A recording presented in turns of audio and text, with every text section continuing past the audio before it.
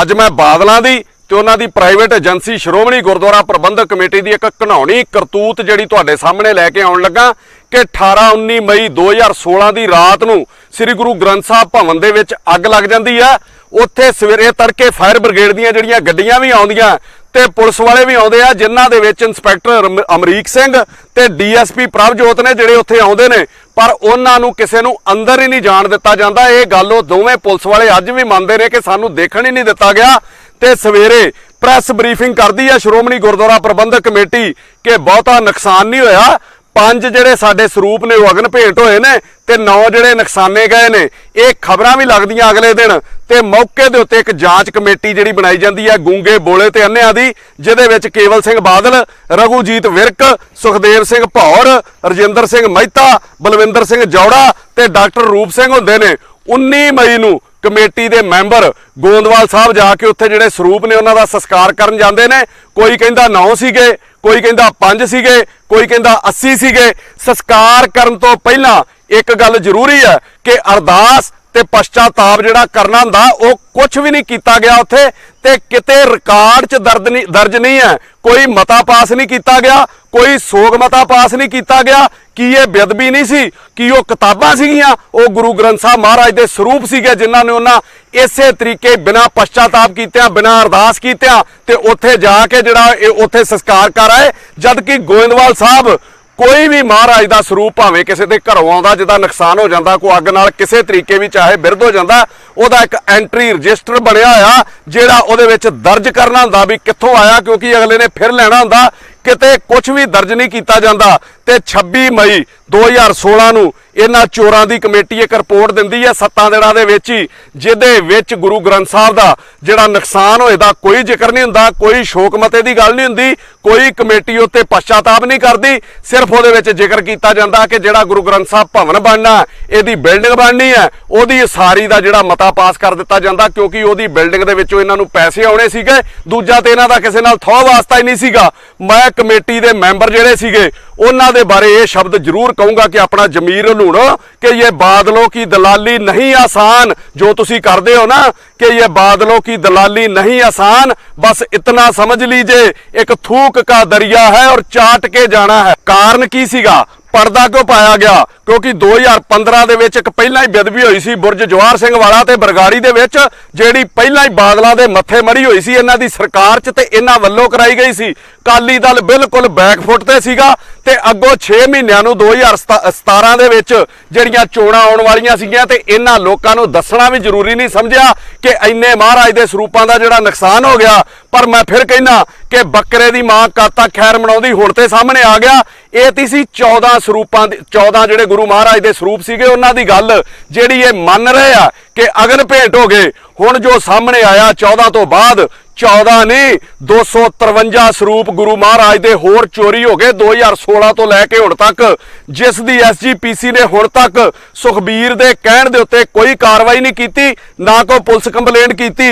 ਇਹ ਸਾਹਮਣੇ ਕਿਸ ਤਰ੍ਹਾਂ ਆਇਆ ਕਿ ਸ਼੍ਰੋਮਣੀ ਕਮੇਟੀ ਦਾ ਇੱਕ ਜਿਹੜਾ ਸੁਪਰਵਾਈਜ਼ਰ ਅੱਜ ਦੀ ਉੱਥੇ ਡਿਊਟੀ ਸੀਗੀ ਉਸ ਗੁਰੂ ਗ੍ਰੰਥ ਸਾਹਿਬ ਭਵਨ ਦੇ ਵਿੱਚ, ਉਹ ਹੁਣ ਰਿਟਾਇਰ ਹੋਇਆ 31 ਮਈ ਨੂੰ ਜਦੋਂ ਉਹਨੇ ਚਾਰਜ ਛੱਡਿਆ ਤੇ ਕਮਲਜੀਤ ਤੋਂ ਸੁਖਬੀਰ ਦੇ ਜ਼ੁਬਾਨੀ ਹੁਕਮਾਂ ਤੇ ਜਿਹੜੇ ਪੁਰਾਣੇ ਗੁਰੂ ਮਹਾਰਾਜ ਦੇ ਸਰੂਪ ਚੋਰੀ ਕੀਤੇ ਗਏ ਤੇ ਖੁਰਦਬੁਰਦ ਕੀਤੇ ਗਏ ਉਹਨਾਂ ਤੇ ਪਰਦਾ ਪਾਉਣ ਲਈ ਉਹਦੇ ਕੋਲ ਲਿਖਾ ਲਿਆ ਜਾਂਦਾ ਹੈ ਕਿ ਗੁਰੂ ਮਹਾਰਾਜ ਦੇ ਜਿਹੜੇ ਕੁੱਲ 267 ਸਰੂਪ ਘਟਿਆ ਜਿਨ੍ਹਾਂ ਦੇ ਪੈਸੇ ਮੇਰੇ ਫੰਡ ਚੋਂ ਕੱਟ ਲਏ ਜਾਣ। ਇਹਦੇ ਵਿਰੁੱਧ ਉਹ ਬੰਦੇ ਕੋਲ ਜ਼ਬਰਦਸਤੀ ਲਿਖਾਇਆ ਜਾਂਦਾ। ਇਹਦੇ ਵਿਰੋਧ ਦੇ ਵਿੱਚ ਉਹ ਪ੍ਰਧਾਨ ਐਸਜੀਪੀਸੀ ਨੂੰ ਚਿੱਠੀ ਲਿਖਦਾ ਕਿ ਗਾਇਬ ਕੀਤੇ ਇਹਨਾਂ 3 ਸਾਲਾਂ 'ਚ ਜਿਹੜੇ ਸਰੂਪ ਗਾਇਬ ਹੋਏ ਆ ਪੌਣੇ 300 ਦੇ ਕਰੀਬ, ਉਹ ਮੇਰੇ ਜਿੰਮੇ ਮੜੇ ਜਾ ਰਹੇ ਆ, ਜਦਕਿ ਮੇਰਾ ਤੇ ਇਹਦੇ ਵਿੱਚ ਕਸੂਰ ਹੀ ਕੋਈ ਨਹੀਂਗਾ। ਉਸ ਤੋਂ ਬਾਅਦ ਉਹ ਫਿਰ ਪੁਲਿਸ ਕਮਿਸ਼ਨਰ ਨੂੰ ਇੱਕ ਕੰਪਲੇਂਟ ਕਰਕੇ ਆਉਂਦਾ ਔਰ ਸਾਰਿਆਂ ਦੇ ਨਾਂ ਦੱਸ ਕੇ ਆਉਂਦਾ ਕਿ ਕਿਹਦੀ ਦੇਖ ਰੇਖ 'ਚ ਗਾਇਬ ਹੋਏ ਔਰ ਕਿਵੇਂ ਜਿਹੜੀ ਸਾਰੀ ਘਟਨਾ ਵਾਪਰੀ ਹੈ।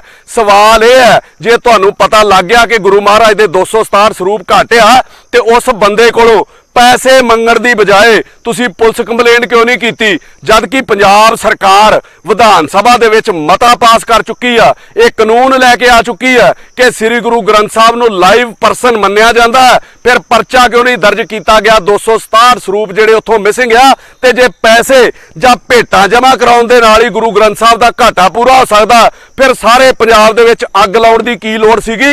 बुरज जवाहर सिंह वाला ਤੇ ਬਰਗਾੜੀ ਝੋਈ ਬੇਅਦਬੀ ਦੇ ਵੀ ਪੈਸੇ ਜਮ੍ਹਾਂ ਕਰਾ ਲੈਂਦੇ, ਮੁਕਾ ਲੈਂਦੇ 2100 ਭੇਟਾ ਲੈ ਕੇ, ਕਿਉਂ ਸਾਰੇ ਪੰਜਾਬ ਦੇ ਵਿੱਚ 1 ਮਹੀਨਾ ਤੁਸੀਂ ਲਾਂਬੂ ਲੱਗਣ ਦਿੱਤਾ।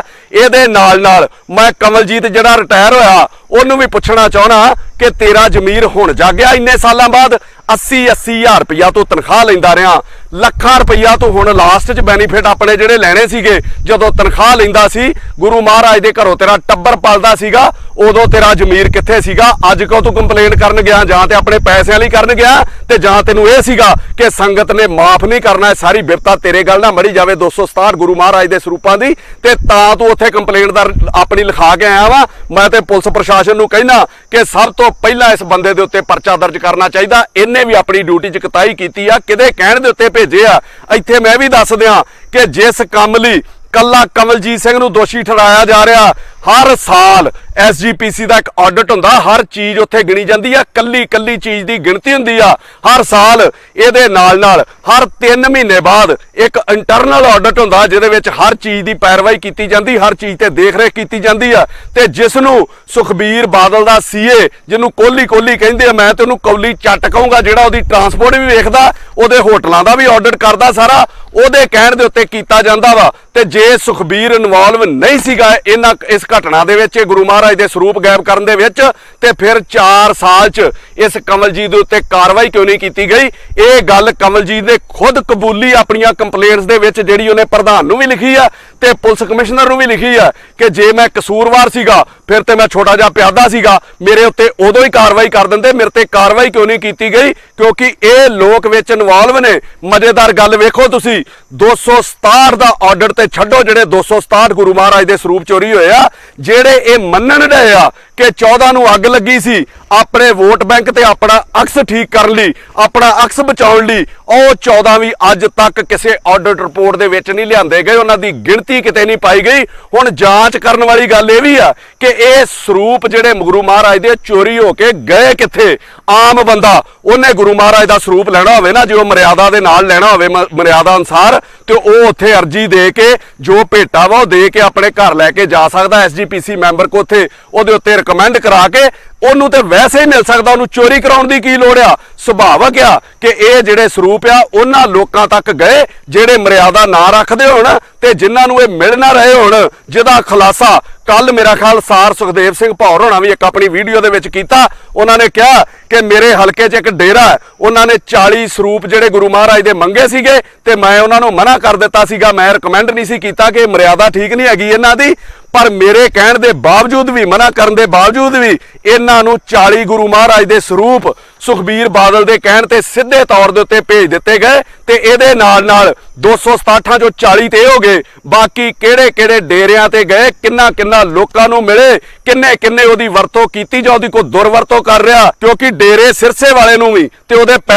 ਪੈਰੋਕਾਰਾਂ ਨੂੰ ਵੀ ਗੁਰੂ ਮਹਾਰਾਜ ਦੇ ਸਰੂਪ ਨਹੀਂ ਸੀ ਮਿਲਦੇ। ਉਸ ਨੂੰ ਮਾਫੀ ਤੋਂ ਬਾਅਦ ਕਿੰਨੇ ਸਰੂਪ ਦਿੱਤੇ ਗਏ, ਕਿਹੜੀ ਉਹਦੀ ਈਨ ਮੰਨੀ ਗਈ, ਇਹਦੀ ਜਾਂਚ ਵੀ ਬਹੁਤ ਜ਼ਿਆਦਾ ਜ਼ਰੂਰੀ ਆ। ਇੱਥੇ ਮੈਂ ਕੈਪਟਨ ਅਮਰਿੰਦਰ ਸਿੰਘ ਹੋਣਾ ਨੂੰ ਵੀ ਕਹਿਣਾ ਕਿ ਬੁਰਜ ਜਵਾਹਰ ਸਿੰਘ ਤੇ ਬਰਗਾੜੀ 2 ਸਰੂਪਾਂ ਦੀ ਗੁਰੂ ਮਹਾਰਾਜ ਦੀ ਬੇਅਦਬੀ ਹੋਈ ਸੀ, ਬੇਅਦਬੀ ਦਾ ਮਸਲਾ ਸੀਗਾ ਜੋ ਅਜੇ ਤੱਕ ਲਮਕ ਰਿਹਾ। ਇੱਥੇ 300 ਦੇ ਕਰੀਬ ਜਿਹੜੇ ਸਰੂਪ ਗਾਇਬ ਹੋ ਗਏ ਆ, 267 ਸਰੂਪ, ਉਹਨਾਂ ਦਾ ਪਰਚਾ ਕਦੋਂ ਦਿਓਗੇ? ਸੁਖਬੀਰ, ਮੈਂ ਤੈਨੂੰ ਕਹਿਣਾ ਚਾਹੁੰਦਾ ਕਿ ਆਪਣੀ ਹੋਸ਼ ਦੀ ਸਾਰੀ ਸਿਆਸਤ ਤੂੰ 84 ਦੇ ਦੰਗਿਆਂ ਤੇ ਆ ਜਿਹੜੀ ਮੁੰਡਿਆਂ ਦੀ ਨਸਲਕੁਸ਼ੀ ਹੋਈ ਆ, ਪੁਲਿਸ ਨੂੰ ਬੁੱਚੜ ਕਹਿ ਕੇ ਪੁਲਿਸ ਦੇ ਨਾਂ ਤੇ ਵੀ ਇਹ ਲਾਸ਼ਾਂ ਖੁਰਦ-ਬੁਰਦ ਕਰਦੀ ਰਹੀ ਹੈ, ਬੁੱਚੜਿਆ, ਇਹਦੇ ਨਾਂ ਦੇ ਉੱਤੇ ਤੂੰ ਸਾਰੀ ਸਿਆਸਤ ਕੀਤੀ ਆ, ਤੂੰ ਤੇ ਤੇਰੇ ਪਿਓ ਨੇ। ਤੇ ਕੀ ਤੁਸੀਂ ਉਹਨਾਂ ਬੁੱਚੜਾਂ ਤੋਂ ਘੱਟ ਜੇ? ਉਹਨਾਂ ਤੇ ਇਨਸਾਨਾਂ ਦੀਆਂ ਲਾਸ਼ਾਂ ਖੁਰਦ-ਬੁਰਦ ਕੀਤੀਆਂ, ਤੁਸੀਂ ਤੇ ਗੁਰੂ ਸਾਹਿਬ ਦੇ ਸਰੂਪ ਹੀ ਖੁਰਦ-ਬੁਰਦ ਕਰ ਦਿੱਤੇ, ਜਿਨ੍ਹਾਂ ਦਾ ਅਜੇ ਤੱਕ ਪਤਾ ਹੀ ਨਹੀਂ ਲੱਗਣ ਡਿਆ।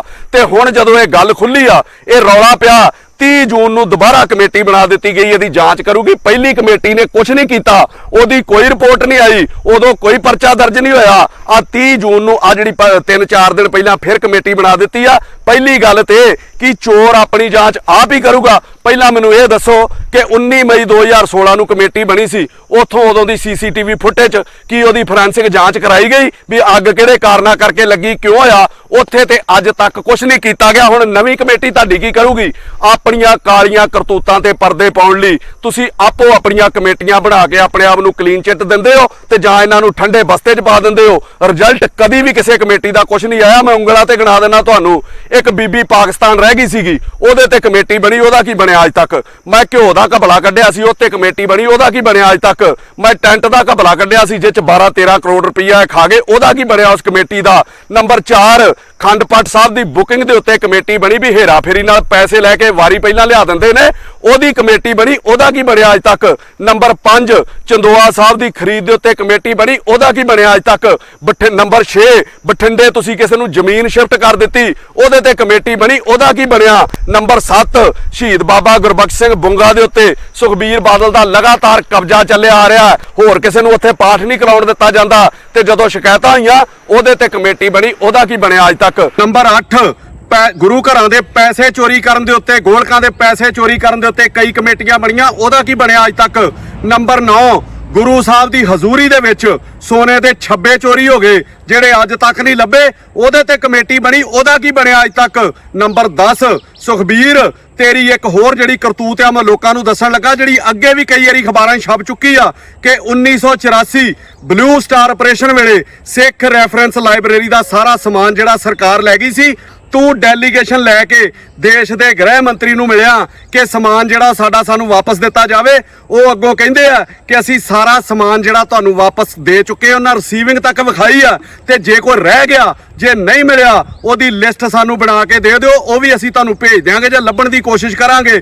ਚੋਰੋ ਤੁਹਾਡੇ ਕੋਲ ਤੇ 1 ਸਾਲ ਦੇ ਵਿੱਚ ਉਹ ਲਿਸਟ ਨਹੀਂ ਬਣੀ, ਕਿਉਂਕਿ ਉਹ ਸਮਾਨ ਤੁਸੀਂ ਕਰੋੜਾਂ ਰੁਪਏ ਲੈ ਕੇ ਵਿਦੇਸ਼ਾਂ 'ਚ ਵੇਚ ਚੁੱਕੇ ਹੋ, ਜਿਨ੍ਹਾਂ 'ਚ ਹੱਥ ਲਿਖਤ ਸਰੂਪ, ਹੁਕਮਨਾਮੇ ਤੇ ਕਈ ਪੋਥੀਆਂ ਸ਼ਾਮਲ ਸਨ, ਤੇ ਹਰ ਵਾਰੀ ਬੜੀ ਦੁਨੀਆ ਨੇ ਰੌਲਾ ਪਾਇਆ ਤੇ ਅਖਬਾਰਾਂ 'ਚ ਛਪ ਚੁੱਕਾ, ਤੁਹਾਡੇ ਕੋਲ ਲਿਸਟ ਤੱਕ ਨਹੀਂ ਭੇਜੀ ਗਈ। ਉੱਥੇ ਕਿੱਥੇ ਆ ਕਮੇਟੀ? ਕਿਉਂ ਨਹੀਂ FIR ਦਰਜ ਕਰਾਈ ਗਈ ਜੇ ਸਮਾਨ ਗੁੰਮਿਆ ਤੇ? ਕਿਉਂਕਿ ਚੋਰ ਹੀ ਤੂੰ ਹੈ ਤੇ ਤੇਰੇ ਖਿਲਾਫ ਜਾਂਚ ਕੌਣ ਕਰੂਗਾ। ਇਹ ਜਿੰਨੇ ਕਮੇਟੀ ਤੂੰ ਆਪਣੇ ਦਲਾਲ ਬਿਠਾਏ ਆ ਨਾ, ਉਹ ਗੁਰੂ ਸਾਹਿਬ ਨੂੰ ਗੁਰੂ ਨਹੀਂ ਮੰਨਦੇ, ਉਹ ਤੈਨੂੰ ਤੇ ਤੇਰੇ ਪਿਓ ਨੂੰ ਆਪਣਾ ਗੁਰੂ ਮੰਨਦੇ ਆ। ਮੈਂ ਰੌਲਾ ਪਾਉਣਾ ਨਾ ਜਦੋਂ ਤੁਹਾਡੇ ਪਰਦੇ ਖੋਲਦਾ, ਤੁਹਾਨੂੰ ਪੀੜ ਤੇ ਬੜੀ ਹੁੰਦੀ ਆ, ਪਰ ਸੱਚ ਬੋਲਣੋਂ ਮੇਰੇ ਕੋ ਰਿਹਾ ਨਹੀਂ ਜਾਂਦਾ ਕਿ ਬੋਲਤਾ ਹੂੰ तो इल्जाम बगावत का, चुप रहूं तो बड़ी बेबसी होती है। मैं सुखबीर बादल ਨੂੰ ਪੁੱਛਣਾ ਚਾਹੁੰਦਾ ਕਿ ਉਹ ਬੇਅਦਬੀ ਤੇ ਬਾਹਰ ਹੋਈ ਸੀ ਜਿਹੜੀ 2 ਬਰਗਾੜੀ ਤੇ ਬੁਰਜ ਜਵਾਹਰ ਸਿੰਘ ਵਾਲਾ ਵਿਖੇ ਹੋਈ ਸੀਗੀ, ਜਿਸ ਕਰਕੇ 1 ਮਹੀਨਾ ਸਾਰਾ ਪੰਜਾਬ ਬੰਦ ਰਿਹਾ ਸੀਗਾ ਔਰ ਅੱਗ ਝੁਲਸਦੀ ਰਹੀ ਸੀ ਪੰਜਾਬ ਦੇ ਵਿੱਚ। ਇਹ ਬੇਅਦਬੀ ਤੇ ਚੋਰੀ ਤੇ SGPC ਦੇ ਅੰਦਰ ਹੋਈ ਆ, ਜਿੱਥੇ ਤੇਰਾ ਕਬਜ਼ਾ ਵਾ। ਕਿ ਹੁਣ ਵੀ ਤੂੰ ਜ਼ਿੰਮੇਵਾਰ ਹੈਗਾ ਕਿ ਨਹੀਂ ਹੈਗਾ ਬਰਗਾੜੀ ਦੇ ਉੱਤੇ? ਤੇ ਤੂੰ ਇਹ ਕਹਿੰਦਾ ਸੀਗਾ ਕਿ ਜਿੰਨੇ ਬੇਅਦਬੀ ਕਰਾਈ ਆ ਉਹਦਾ ਕੱਖ ਨਾ ਰਵੇ, ਉਹਦੇ ਪੱਲੇ ਹੀ ਕੱਖ ਨਾ ਰਵੇ, ਗੁਰੂ ਮਹਾਰਾਜ ਉਹਦਾ ਨਾਸ਼ ਹੀ ਕਰ ਦੇਣ। ਤੇ ਇਸ ਬੇਅਦਬੀ ਬਾਰੇ 267 ਜਿਹੜੇ ਗੁਰੂ ਸਾਹਿਬ ਦੇ ਸਰੂਪ ਖੁਰਦ-ਬੁਰਦ ਕੀਤੇ ਆ, ਇਹਦੇ ਬਾਰੇ ਕੀ ਕਹੇਗਾ? ਇਹਦੇ ਤੇ ਵੀ ਆਪਣੀ ਗਲਤੀ ਤੇ ਜ਼ਿੰਮੇਵਾਰੀ ਮੰਨੇਗਾ ਕਿ ਨਹੀਂ ਮੰਨੇਗਾ? ਸਾਰੇ ਸਰੂਪਾਂ ਦੇ ਉੱਤੇ ਮੈਂ ਦੱਸ ਦਵਾਂ ਨੰਬਰਿੰਗ ਹੁੰਦੀ ਆ, ਸਰੂਪ ਕਿੱਥੇ ਗਏ, ਕਿੰਨੇ ਚੋਰੀ ਕੀਤੇ, ਲੱਭਣ ਦੀ ਕੋਸ਼ਿਸ਼ ਤੱਕ ਵੀ ਨਹੀਂ ਕੀਤੀ ਤੁਸੀਂ। ਨਹੀਂ ਤੇ ਮੈਂ ਤੈਨੂੰ ਕਹਿਣਾ ਗਲਤੀ ਮੰਨ ਆਪਣੀ, ਜੇ ਆਪਣੀ ਗਲਤੀ ਨਹੀਂ ਨਾ ਮੰਨਣੀ ਤੇ ਬਾਬਾ ਬੁੱਲੇ ਸ਼ਾਹ ਦੀਆਂ ਲੈਣਾ ਯਾਦ ਰੱਖੀ, ਗੁਰੂ ਸਾਹਿਬ ਨਾਲ ਧੋਖਾ ਕਰਨ ਵਾਲਿਆ, ਗੁਰੂ ਸਾਹਿਬ ਦੇ ਸਰੂਪ ਖੁਰਦ-ਬੁਰਦ ਕਰਨ ਵਾਲਿਆ, ਕਿ ਸੁਖਬੀਰ ਚਾਦਰ ਮੈਲੀ ਤੇ ਸਾਬਣ ਥੋੜਾ, ਬੈਠ ਕਿਨਾਰੇ ਧੋਵੇਂਗਾ, ਦਾਗ ਨਹੀਂ ਛੁੱਟਣੇ ਪਾਪਾਂ ਵਾਲੇ, ਧੋਵੇਂਗਾ ਫਿਰ ਰੋਵੇਂਗਾ। ਅਖੀਰ 'ਚ ਮੇਰੀ ਬੇਨਤੀ ਆ ਕੈਪਟਨ ਅਮਰਿੰਦਰ ਸਿੰਘ ਹੁਣਾਂ ਨੂੰ ਕਿ ਤੁਸੀਂ ਵਿਧਾਨ ਸਭਾ 'ਚ ਕਾਨੂੰਨ ਲੈ ਕੇ ਆਏ ਸੀਗੇ ਕਿ ਗੁਰੂ ਮਹਾਰਾਜ ਦੀ ਬੇਅਦਬੀ ਦੇ ਉੱਤੇ ਸਖਤ ਕਾਨੂੰਨ ਬਣਾਇਆ ਸੀਗਾ ਤੁਸੀਂ, ਉਹਦੇ ਉੱਤੇ ਇਹਨਾਂ ਦੇ ਉੱਤੇ ਪਰਚਾ ਦਰਜ ਕੀਤਾ ਜਾਵੇ। ਫਿਲਹਾਲ ਅਣਪਛਾਤੇ ਲੋਕਾਂ ਦੇ ਉੱਤੇ ਪਰਚਾ ਦਰਜ ਕੀਤਾ ਜਾਵੇ, ਜਿਹੜੇ ਵਿੱਚ ਆਈ ਜਾਣ ਉਹਨਾਂ ਨੂੰ ਲੈਂਦਾ ਜਾਵੇ। ਨਹੀਂ, ਜੇ ਤੁਸੀਂ ਪਰਚਾ ਨਹੀਂ ਦਰਜ ਕਰਨਾ ਚਾਹੁੰਦੇ ਤੇ ਇਹਦੀ ਜਾਂਚ ਕੁੰਵਰ ਵਿਜੇ ਪ੍ਰਤਾਪ ਦੇ ਨਾਲ ਹੀ, ਪਹਿਲੀਆਂ ਜਾਂਚਾਂ ਦੇ ਨਾਲ ਹੀ ਅਟੈਚ ਕਰ ਦਿਓ। ਔਰ ਮੈਂ ਫਿਰ ਇੱਕ ਗੱਲ ਸਪਸ਼ਟ ਕਰ ਦਿਆਂ, ਇਸ ਜਾਂਚ ਨੂੰ ਲੰਮੀ ਚਲਾਉਣ ਦੀ ਲੋੜ ਹੀ ਨਹੀਂ। ਇਹ 267 ਸਰੂਪਾਂ ਦੀ ਜਾਂਚ ਨੂੰ ਇਹਨਾਂ ਤੇ ਕਾਗਜ਼ ਕਾਲੇ ਕਰਨ ਦੀ ਲੋੜ ਨਹੀਂ। ਕੋਈ ਵੀ ਇਹਨਾਂ ਦਾ ਵੱਡਾ ਨੇਤਾ ਫੜ ਲਓ, ਕੋਈ SGPC ਦਾ ਵੱਡਾ ਨੇਤਾ ਫੜ ਲਓ, ਕੋਈ ਅਕਾਲੀ ਦਲ ਦਾ ਵੱਡਾ ਨੇਤਾ ਫੜ ਲਓ, ਕੋਈ SGPC ਦਾ ਵੱਡਾ ਅਹੁਦੇਦਾਰ ਫੜ ਲਓ, ਮੁੱਦੇ ਕਰਕੇ ਇਹਨਾਂ ਦੇ ਪਿੱਛੇ ਛਿੱਤਰ ਮਾਰੋ। 10 ਛਿੱਤਰਾਂ ਬਾਅਦ 2 ਮਿੰਟਾਂ 'ਚ ਦੱਸ ਦੇਣਗੇ ਵੀ ਸਰੂਪ ਕਿਹਨੂੰ ਦਿੱਤੇ ਆ ਤੇ ਕਿਹਦੇ ਕਹਿਣ ਤੇ ਦਿੱਤੇ ਆ। ਜੇ ਤੁਸੀਂ ਨਹੀਂ ਕਰ ਸਕਦੇ ਤੇ ਸਾਨੂੰ ਇਹਨਾਂ ਦਾ ਕੋਈ ਬੰਦਾ 5 ਮਿੰਟ ਸਾਡੇ ਹਵਾਲੇ ਕਰ ਦਿਓ, ਜਿੰਦਾ ਆਊਗਾ ਬਾਹਰ 5 ਮਿੰਟਾਂ 'ਚ ਤੁਹਾਨੂੰ ਬਕਾ ਕੇ ਦੱਸ ਦਿਆਂਗੇ ਕਿ ਕਿੱਥੇ ਭੇਜੇ, ਕਿਹੜੇ ਡੇਰਿਆਂ ਦੇ ਉੱਤੇ ਸਰੂਪ ਭੇਜਦੇ ਰਹੇ ਆ, ਕਿਹੜੇ ਪੰਥ ਦੋਖੀਆਂ ਨੂੰ ਸਰੂਪ ਭੇਜਦੇ ਰਹੇ ਆ। ਔਰ ਮੈਂ ਤੁਹਾਨੂੰ ਕਹਿਣਾ ਕੈਪਟਨ ਸਾਹਿਬ ਕਿ ਗੁਰੂ ਦਾ ਸਿੱਖ ਹੋਣ ਦੀ ਜ਼ਿੰਮੇਵਾਰੀ ਨਿਭਾਓ। 6ਵੇਂ ਪਾਤਸ਼ਾਹ ਨੇ ਤੁਹਾਨੂੰ ਆਸ਼ੀਰਵਾਦ ਦਿੱਤਾ ਸੀਗਾ ਤੁਹਾਡੇ ਪਿੰਡ ਆ ਕੇ, ਤੁਹਾਡੇ ਪਰਿਵਾਰ ਨੂੰ। ਉਸ ਆਸ਼ੀਰਵਾਦ ਦੇ ਬਦਲੇ ਤਿਲ ਫੁੱਲ ਜਿਹੜਾ ਉਹ ਚੁਕਾਓ, ਇਹ ਸਾਰੇ ਸਰੂਪ ਬਰਾਮਦ ਕਰਕੇ ਦੋਸ਼ੀਆਂ ਦੇ ਉੱਤੇ ਪਰਚਾ ਦਰਜ ਕਰੋ। ਅਖੀਰ 'ਚ ਮੈਂ ਤੁਹਾਨੂੰ ਫਿਰ ਕਹਿਣਾ, ਜੇ ਤੁਹਾਡੀ ਨੀਅਤ ਹੋਵੇ ਕੈਪਟਨ ਸਾਹਿਬ ਤੇ 2 ਮਿੰਟ ਨਹੀਂ ਲਾਉਣੇ ਤੁਸੀਂ ਇਹਨਾਂ ਨੂੰ ਫੜਨ ਲੱਗਿਆ, ਤੇ ਜੇ ਨੀਅਤ ਹੋਣੀ ਨਹੀਂ ਤੇ ਫਿਰ ਜਿੱਦਾਂ ਬਾਈਬਲ ਤੇ ਬਰਗਾੜੀ ਦੀ ਜਾਂਚ 3 ਸਾਲਾਂ ਤੋਂ ਕਾਗਜ਼ਾਂ ਚੱਲੀ ਜਾਣ ਡਈ ਆ, ਇਹਦਾ ਵੀ ਕੁਝ ਨਹੀਂ ਬਣਨਾ। ਫਿਰ ਤੇ ਮੈਂ ਤੁਹਾਡੀ ਬਾਈਬਲ ਬਰਗਾੜੀ ਜਾਂਚ ਤੋਂ ਬਾਅਦ ਹੋਣ ਵਾਲੀ ਘਟਨਾ ਤੇ ਵੀ ਇਹੋ ਕਹਿਣ ਲਈ ਮਜਬੂਰ ਹੋਊਂਗਾ ਕਿ ਹमें खबर है लुटेरों के सब ठिकानों की, हमें खबर है लुटेरों के सब ठिकानों की, शरीके जुर्म ना होते तो मुखबरी करते। ਚਮਤਕਾਰ ਹੁੰਦੇ ਨੇ, ਦੇਖੋ ਆਪਣੀਆਂ ਅੱਖਾਂ ਸਾਹਮਣੇ। 3 ਘੰਟੇ 'ਚ ਹਰ ਪਰੇਸ਼ਾਨੀ ਦਾ ਹੱਲ ਪਾਓ। 7 ਇਲਮਾਂ ਦੇ ਮਾਹਿਰ ਦਿਵਾਂਸ਼ੂ ਜੋਸ਼ੀ। ਮੇਰੇ ਕੀਤੇ ਨੂੰ ਕੋਈ ਕੱਟ ਨਹੀਂ ਸਕਦਾ, ਕੱਟਣ ਵਾਲੇ ਨੂੰ ਮੂੰਹ ਮੰਗਿਆ ਇਨਾਮ। ਪਰੇਸ਼ਾਨੀ ਜਿਵੇਂ ਮਨਚਾਹਾ ਪਿਆਰ, ਪਤੀ ਪਤਨੀ ਚੰਬਣ, ਕਾਲੇ ਜਾਦੂ ਦਾ ਖਾਤਮਾ, ਬਿਮਾਰੀ 'ਚ ਦਵਾ ਨਾ ਲੱਗਣਾ, ਵਸ਼ੀਕਰਨ ਕਰਵਾਓ। ਜਿਸ ਨੂੰ ਚਾਹੇ ਉਸ ਨੂੰ ਆਪਣੇ ਵਸ 'ਚ ਕਰੋ। ਲਾਟਰੀ ਨੰਬਰ ਪਾਓ, ਭਾਵੇਂ 649 ਹੋਵੇ ਜਾਂ ਲੋਟੋ ਮੈਕਸ। ਧੋਖੇਬਾਜ਼ ਪ੍ਰੇਮੀ ਪ੍ਰੇਮਿਕਾ, ਸੌਤਨ ਦੁਸ਼ਮਣ ਨੂੰ ਆਪਣੀਆਂ ਅੱਖਾਂ ਸਾਹਮਣੇ ਤੜਫਦਾ ਵੇਖੋ। 7082844950। पंडित MK शर्मा। फीस नहीं इनाम लवांगा, ਧੋਖਾ ਨਹੀਂ ਕੰਮ ਕਰਾਂਗਾ। ਮਾਤਾ ਰਾਣੀ ਨੇ ਚਾਹਿਆ ਤਾਂ ਖੂਨ ਦੇ ਹੰਝੂ ਨਹੀਂ ਆਉਣ ਦੇਵਾਂਗਾ। ਪੰਡਿਤ ਮੌਲਵੀ ਤੋਂ ਵਿਸ਼ਵਾਸ ਖੋ ਚੁੱਕੇ ਇੱਕ ਵਾਰ ਜ਼ਰੂਰ ਅਜ਼ਮਾਓ। ਪੰਡਿਤ MK ਸ਼ਰਮਾ। ਪ੍ਰੇਮੀ ਪ੍ਰੇਮਿਕਾ ਨੂੰ ਮਿਲਾਉਣਾ, ਸੌਤਨ ਦੁਸ਼ਮਣ ਤੋਂ ਛੁਟਕਾਰਾ, ਵਿਦੇਸ਼ ਯਾਤਰਾ 'ਚ ਰੁਕਾਵਟ, ਮਾਤਾ ਪਿਤਾ ਨੂੰ ਮਨਾਉਣਾ। ਇੱਕ ਵਾਰ ਮਿਲਾਓ, ਫੋਨ ਤੇ ਜ਼ਰੂਰ ਅਜ਼ਮਾਓ ਆਪਣੀ ਕਿਸਮਤ। ਕਰੋ ਸੰਪਰਕ 9779395956।